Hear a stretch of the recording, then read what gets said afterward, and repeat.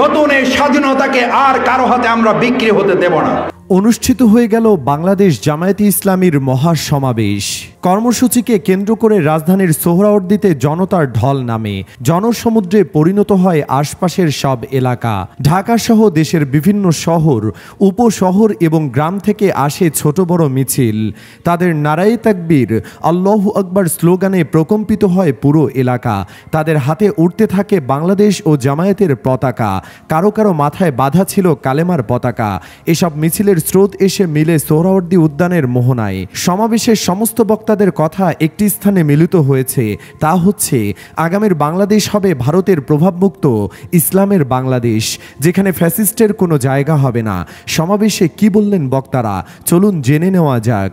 সব গণহত্যার বিচার, পিয়ার পদ্ধতিতে নির্বাচন সহ 7 দাবিতে ঢাকায় জাতীয় সমাবেশ করেছে বাংলাদেশ জামায়াতে ইসলামী। এতদিন তারা জাতীয় মসজিদ বাইতুল মুকাররম, জাতীয় মসজিদের সামনের সড়ক পুরানা পল্টনের মোড়ে সভা সমাবেশ করলেও সোহরাওয়ার্দী উদ্যানে এবারই প্রথম সমাবেশ। এত বড় সমাবেশ সফলভাবে সম্পন্ন হয়েছে, কিন্তু বক্তব্যের জন্য স্পিকার নিয়ে কোনো টানাটানিও ও নেতার ওজনের ঝাড়ি এবং মারামারি নেই। মঞ্চে নেতার পেছনে দাঁড়িয়ে ছবি তোলার জন্য ঠেলাঠেলি নেই। তাহলে কি আজকে আমরা এইগুলো থেকে বঞ্চিত হব? কার আগে কে বক্তব্য দিবে এটা নিয়ে ধাক্কাধাক্কি নাই। তাহলে আজকে আমরা এইগুলো থেকে কি বঞ্চিত হব? ইসলাম শান্তির ধর্ম, ইসলামে কোনো বিশৃঙ্খলা নাই, এটাই তার জ্বলন্ত প্রমাণ। সমাবেশে আসা অনেক ব্যক্তিরাই বলছেন, যারা রাজাকার করেন তারা দেখেন রাজাকারদের সমাবেশ।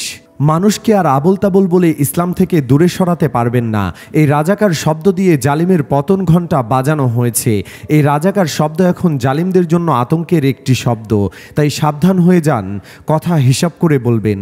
সমাবেশে ইসলামী ছাত্র শিবিরের সাহিত্য সম্পাদক ও জুলাই গণ অভ্যুত্থানের অন্যতম নেতা সাদিক কায়েম বলেছেন, আগামীর বিপ্লব হবে ইসলামের বিপ্লব। এদেশের জনগণ আগেও ফ্যাসিবাদের বিরুদ্ধে রুখে দাঁড়িয়েছে, এবারও দাঁড়াবে। এই সংগ্রামে শহীদ হয়েছে অনেকে, শাপলায়, ক্যাম্পাসে আর সর্বশেষ জুলাই অভ্যুত্থানে। তিনি বলেন, বিগত ফ্যাসিবাদী আওয়ামী লীগ সরকার দেশে গণহত্যা চালিয়েছে, সাঈদীর রায় পরবর্তী সময়ে গণহত্যা চালিয়েছে। 2013 সালে শাপলা চত্বরে ক্যাম্পাসগুলোতে ছাত্রলীগের হাতে খুন হয়েছে অনেকে। আধিপত্যবাদের বিরুদ্ধে কথা বলতে গিয়ে শহীদ হয়েছেন আবরার ফাহাদ। এরপর জুলাইয়ে এসে সরকার আরেক গণহত্যা চালিয়েছে তারা। তিনি বলেন, আজকের এই সমাবেশ থেকে আমাদের বাংলাদেশ প্রশ্নে ঐক্যবদ্ধ হয়ে কাজ করতে হবে। সার্বভৌমত্বের প্রশ্নে, দেশের প্রশ্নে সবাইকে এক থাকতে হবে। সে লক্ষ্যে জামায়াত 7 দফা দিয়েছে, এটি আদায় করে নিতে আরেকটি বিপ্লব করতে হবে। 7 দফা দাবিতে অনুষ্ঠিত হচ্ছে জামায়াতের আজকের সমাবেশ।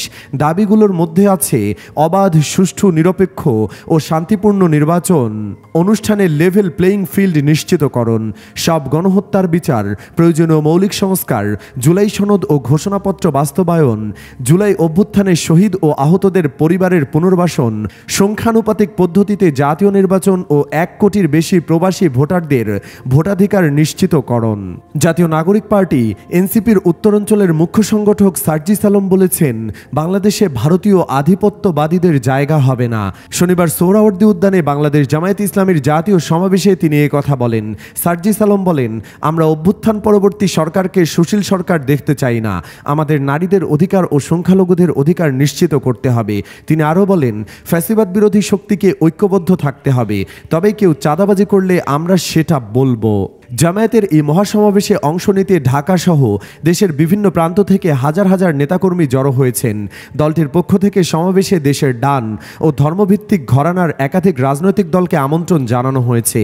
এনসিপি ছাড়াও ইসলামী আন্দোলন বাংলাদেশ, খেলাফতে মজলিস, গণ অধিকার পরিষদ সহ কয়েকটি দল সমাবেশে প্রতিনিধি পাঠিয়েছে বলে জানা গেছে। এদিন সকাল 9টা 40 কোরআন তেলাওয়াতের মধ্য দিয়ে শুরু হয় সমাবেশের আনুষ্ঠানিকতা। প্রথম অধিবেশনে সাংস্কৃতিক অনুষ্ঠান শুরু হয়। দুপুর 1টা 20 দিকে নামাজের বিরতি দেওয়া হয়। বিরতির পর দুপুর 2টায় কোরআন তেলাওয়াতের মাধ্যমে শুরু হয় সমাবেশের মূল পর্ব, যেখানে জামায়াতের আমির ডক্টর শফিকুর রহমান সহ দলের শীর্ষ নেতারা উপস্থিত ছিলেন। রাজধানীর সোহরাওয়ার্দী উদ্যানে চলা জামায়াতে ইসলামীর জাতীয় সমাবেশে মানুষের ঢল দেখে বিস্ময়ে হতবাক হয়েছেন জাতীয় নাগরিক পার্টির জ্যেষ্ঠ যুগ্ম মুখ্য সমন্বয়ক আব্দুল হান্নান মাসুদ।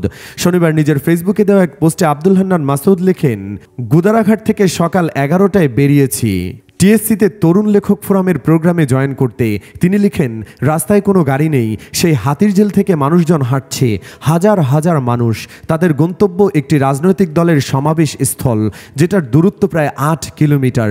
এখন আছি পল্টন মোড়ে, গাড়ি আর সামনে এগোচ্ছে না। 16 বছর ধরে যাদের ন্যূনতম রাজনৈতিক স্পেস দেওয়া হয়নি, তাদের এমন সমাবেশ সত্যিই অবিশ্বাস্য। হান্নান মাসুদ লেখেন, বাংলাদেশের রাজনৈতিক ইতিহাসে এই সমাবেশটি হয়তো একদিন মিথ হয়ে থাকবে, অনেক গবেষণা হবে হয়তো। 71 প্রশ্ন এড়িয়ে ভোটের রাজনীতিতে তারা কতটুকু সফল হয়, এখন সেটাই দেখার পালা। রাজধানীর সোহরাওয়ার্দী উদ্যানে জামায়াতে ইসলামীর জাতীয় সমাবেশ অনুষ্ঠিত হচ্ছে।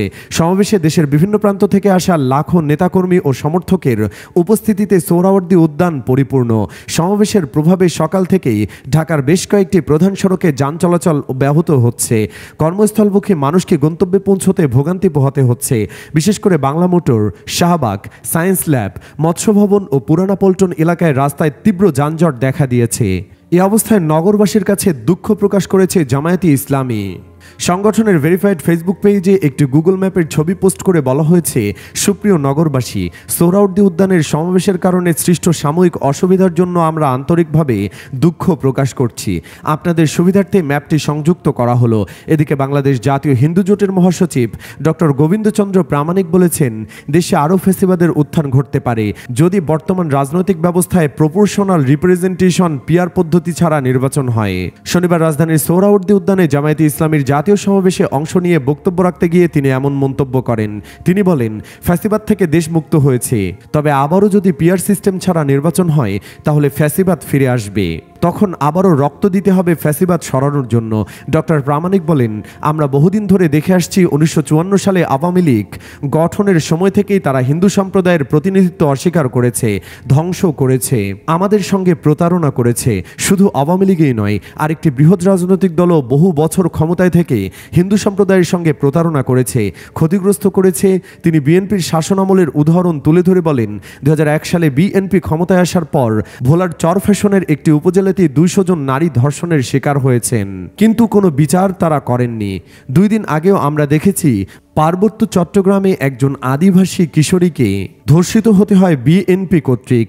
বর্তমান সমাজ ব্যবস্থায় চলমান অপরাধের চিত্র তুলে ধরে তিনি বলেন, আজ সারা বাংলাদেশে চাঁদাবাজি, সন্ত্রাস, টেন্ডারবাজি, একটার পর একটা অপকর্ম চলছে, সাধারণ মানুষ নিরাপদ নয়। তিনি আরও বলেন, আপনারা যারা জামায়াতের ডাকে এসেছেন তাদের বলছি, জামায়াত শুধু একটি রাজনৈতিক দল নয়, এটি একটি ইউনিভার্সাল ইউনিভার্সিটি।